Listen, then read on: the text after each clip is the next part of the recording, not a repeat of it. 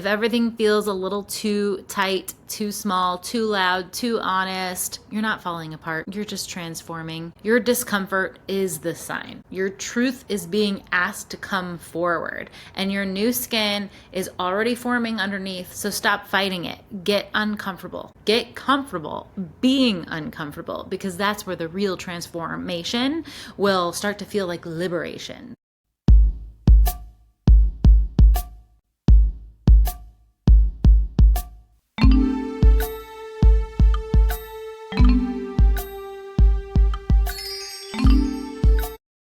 Hey guys, welcome back to Coffee and Crystals. I'm your hostess, Katie Chronister, and if you're new to the show, welcome. This is a show where I teach yoga. I'm a serial entrepreneur, so we talk about my background in fashion, marketing, branding, human resources, and I weave in my stories because I am a writer. I'm working on my first book. You can read it this spring, 2026. So Coffee and Crystals is a place where you learn about yoga subjects. You are safe in this community. We talk about mental health. I share my stories, my struggles, my funnies. It's a good time. So thank you for being here. If you are new, make sure you are following the show on the platform of choice. Not only does that help my platform grow, it will give you an update when I have a new show. Also, leave a review, a comment, please. Everyone listening, this is so imperative for this community to continue to grow. If there's a subject on here that you enjoyed, share it to a friend. Follow us on social media. Social media is a place to be social. Coffee and Crystals is a community where we grow each other. I am your hype girl, so it's time for you to be mine.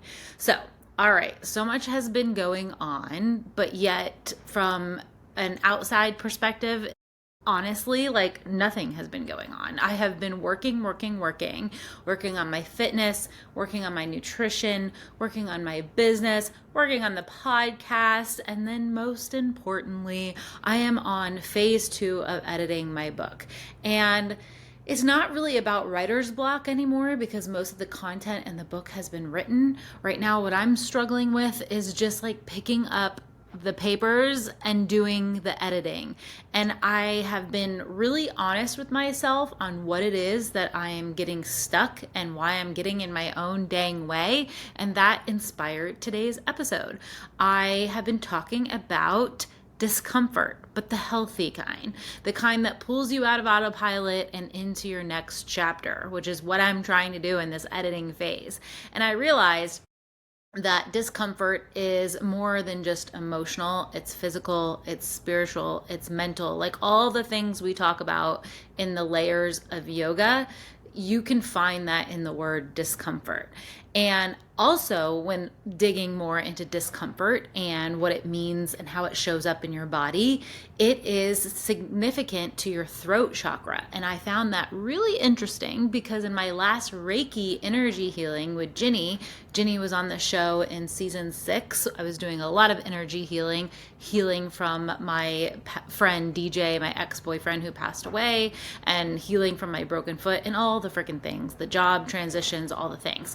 But anyway, in this last healing, she told me that I had some work to do around my throat chakra. So then, of course, I got scared, which is not the intention of Reiki. Like when things are brought to awareness, it's not supposed to freak you out, but I'm human, so it kind of did. I was like, oh no, my thyroid. Are you okay, thyroid? So I was like speaking really nice to my thyroid, but here it is showing up again with the idea of discomfort. And the reason I'm talking about it is I really feel like discomfort is the reason why I am struggling so much in this editing phase and in reaching the next layer of my goals. Hear me out.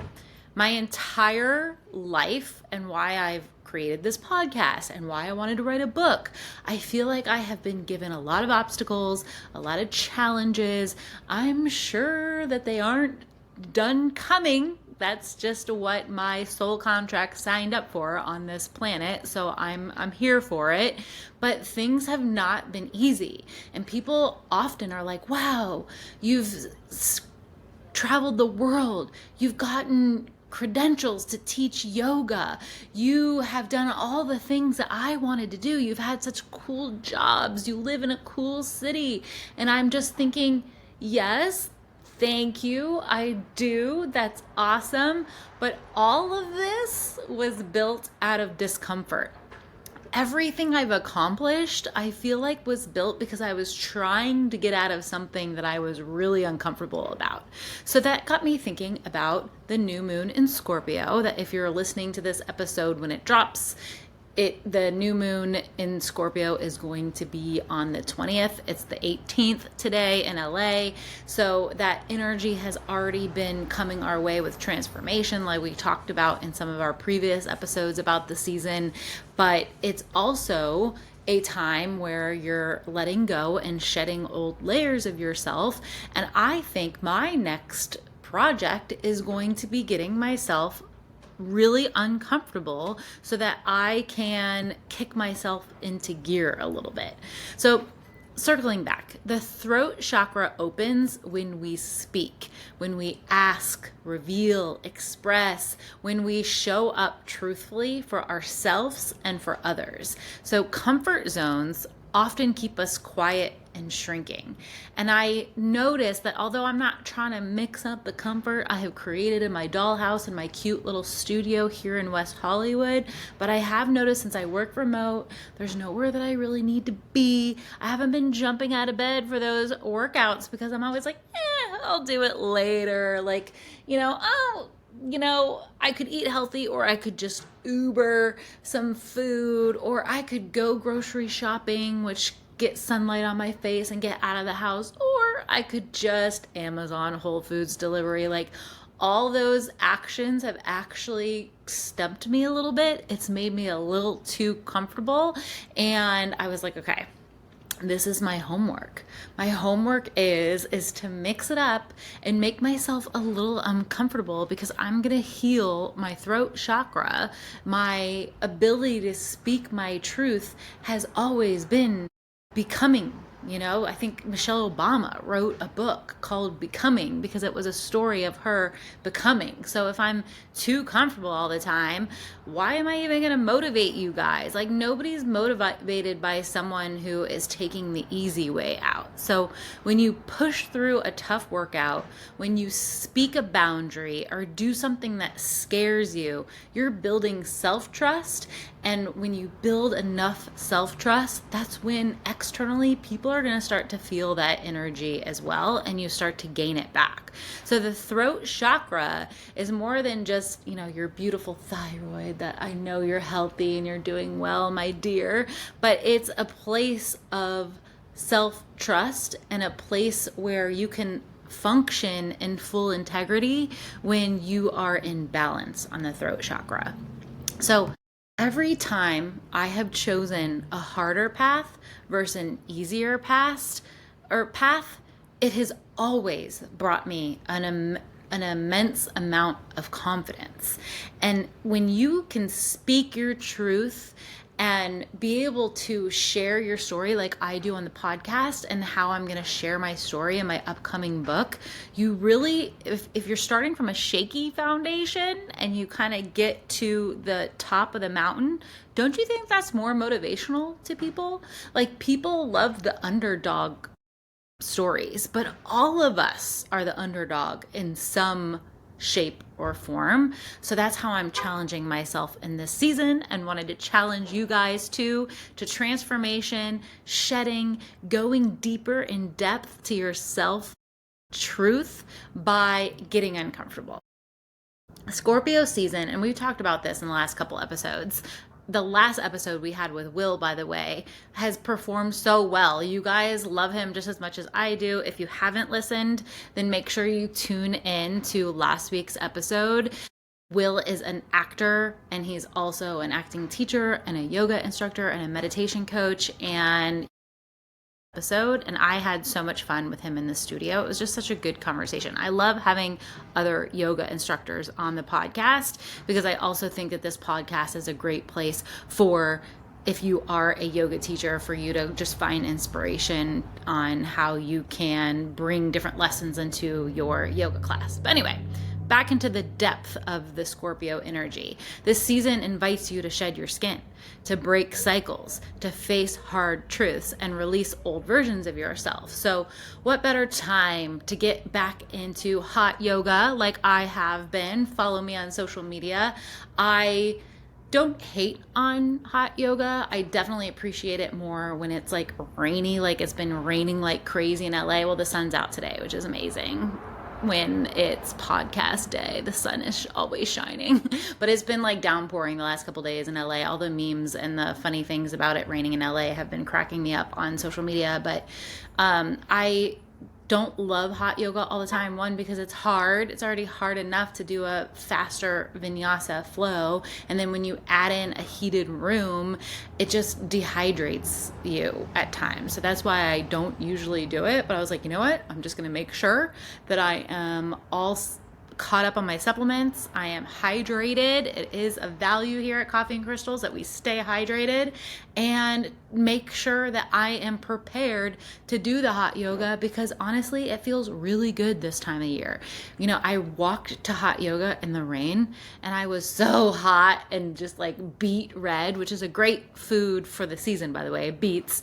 And just walking home in the elements of the rain on my face, I was like, okay, that was worth it. That discomfort was worth it. But this season is also a time to not do surface level. Scorpios don't do surface level. So this season, we need to find a way to drag ourselves to the depths of our soul and really be honest with ourselves and ask ourselves, what are you willing to be honest about? And what changes can you make right here, right now, and before we roll into the new year? So for me, I'm like, you know what? I've been making all these excuses about why I haven't been doing the cardio that I need, or doing the more strength training and HIIT or kickboxing, all those things that I have always loved. I've really talked myself out of it, and it's time to use these activities as a symbol for snake energy, the Scorpio energy, to make me uncomfortable so that I can get exposed on what it is that I'm holding back from. And this is only going to make me stronger. So snakes are a symbol, I think, of the year. I think it's like the symbol of the Chinese year. I don't know. I'll have to look that up before I post it. But snakes are also a symbol of Scorpios, and they don't shed because it's cute. They shed because the old skin becomes too small, too restrictive, too suffocating. So when I think about shedding old skin and getting uncomfortable, I think, okay, what am I going to stand up to and edge out of what I no longer want to be? Think of that snake energy. We're going to slide right out of that behavior and get into our new life, because the new year is coming.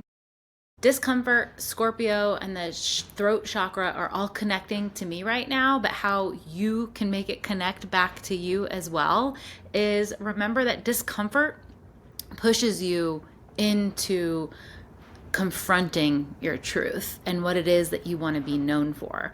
Confronting your truth, it activates your throat chakra, so you're able to be more confident in your word, and it activates your throat chakra in a way for you to kind of shed an old identity. When you speak up, you are not only honoring your own word, you are letting others hear you.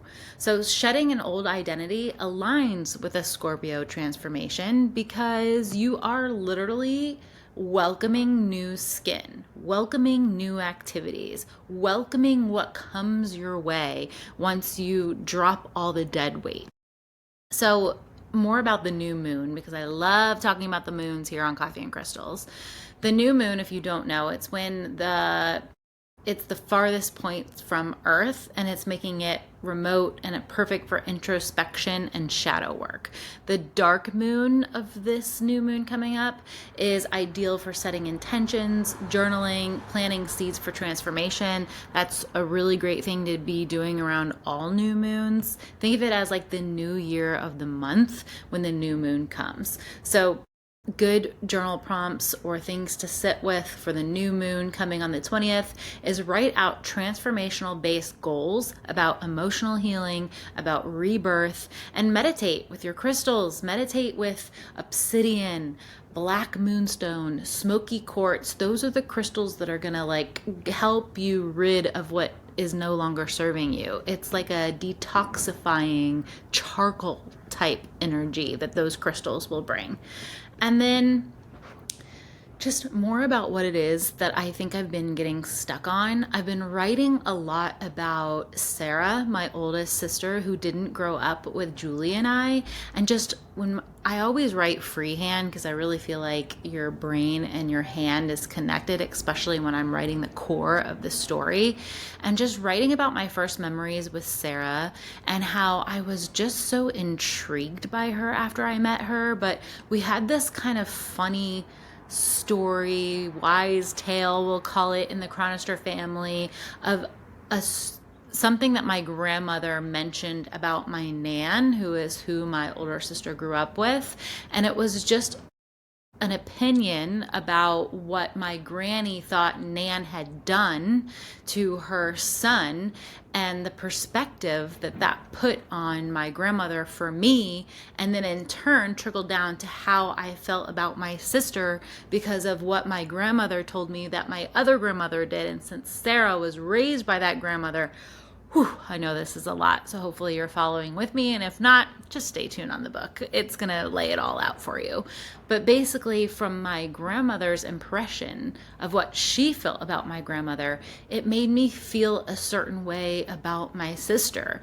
And growing up apart was already enough to create a curiosity of what it would be and how she was, because it was almost like she was like a lost cousin, she didn't even feel like a sister at times because that's how separated we were for so many years. But then when I got to be around her and just like thought she was really cool, it was even more confusing because in a way, it was almost a little bit of fear of this story that I had heard. It made me feel a certain way about Sarah.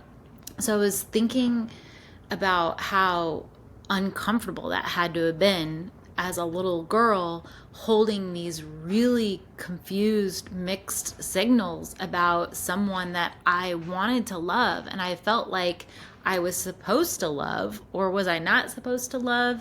And then that's where I started really healing emotionally with this discomfort. Physically, it's the hot yoga and the strength training and getting up earlier and going up on the roof, even if it seems silly for just 5 minutes to put my face in the sun. I am doing it because it's all about just doing the things to make myself feel good. This is really where I started to uncover little girl Katie and this discomfort she had, and how that could probably maybe even show up in other scenarios. Maybe not so much with her, but yes, how that still might show up in my relationship with my older sister, of how I had this conflicted relationship with her when I was growing up, but how maybe people who remind me of Sarah or in the same age group of Sarah, working with women at work, and how at times there was always this like weird uneasy energy, and where that probably was stemming from. And I think that when you start to notice your comfort zones and the boundaries that you're crossed in, it helps you get through these triggers when they come up. So it's almost like forcing myself to be uncomfortable so that I can dig into these stories.